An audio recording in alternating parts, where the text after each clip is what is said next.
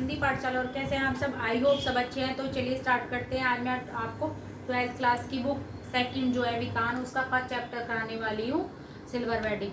ठीक है, जो फर्स्ट चैप्टर है और जो सिल्वर वेडिंग, उसके प्रमुख पात्र हैं यशोधर बाबू, यानी कि मेन कैरेक्टर जो है।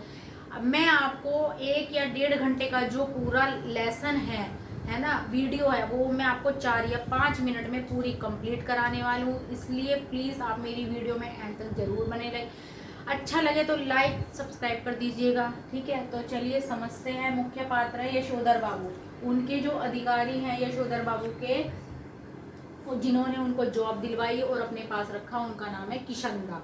अब यहाँ पर देखते हैं यशोधर बाबू मतलब उनको अपना आदर्श मानते थे, और पत्नी जो उनकी है यशोधर बाबू की, वो समय के साथ चेंज हो जाती है, यानी कि अपने आप को समय के साथ बदल लेती है। लेकिन यशोधर बाबू अपने आप को चेंज नहीं करते। उनका वही पुराना अपना जो टाइम होता है, टाइम पर जाना, 9 to 5 की जॉब है, खाना उस टाइम चाहिए, टाइम पे चाहिए, खाना पीना घूमना सब अपना, सैर करने जाना, वो सब उनका अपने पंक्चुअल जो होते हैं पुराने रूढ़िवादी विचार के, वो उन्होंने अपने आप को उस तक सीमित रखा। वो चेंज नहीं कर पाए। चाहते तो कर सकते थे, लेकिन उन्होंने ऐसा नहीं किया, है ना।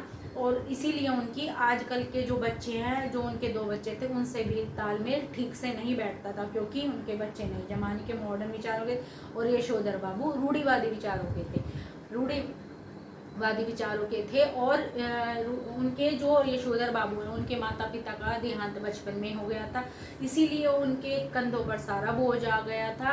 और जहाँ पर वो रहते थे, यशोधर बाबू का रहन सहन था, है ना, एक कहते हैं कॉलोनी है, मोहल्ला है, तो वहाँ पर सब रूढ़िवादी विचारों के लोग रहते थे, है ना।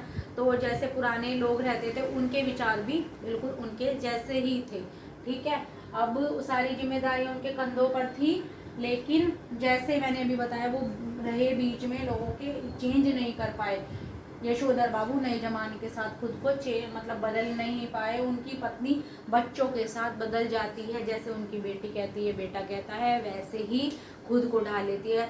बेटी जैसे कपड़े कहती है, मम्मी उनकी वैसे ही कपड़े पहनती है। बेटे के साथ भी उनकी अच्छी ट्यूनिंग थी, है ना, क्योंकि वो अपने बच्चों से बहुत प्यार करती थी। वो उसने माँ पिता और बच्चों के बीच में एक अच्छा रिश्ता बनाने की कोशिश की, लेकिन यशोधर बाबू को खुद ही तालमेल नहीं बैठता था अपने बच्चों से, इसी क्योंकि वो नए जमाने के साथ खुद को ढालने कि एक घर में रहकर पिता और पुत्र के बीच में मन मुटाव, यानी कि जो पिता की पीढ़ी है और जो बेटे की जो पीढ़ी, यहाँ पर 2 पीढ़ियां दिखाई गई हैं, है ना, उनके बीच में, क्योंकि वो नए जमाने को एक्सेप्ट नहीं कर रहे थे, और वो बेटा उनका पुराने जमाने के विचारों को एक्सेप्ट नहीं करना चाहता था, यानी कि स्वीकार नहीं करना चाहता था। लेकिन ऐसा नहीं होता, करना चाहिए।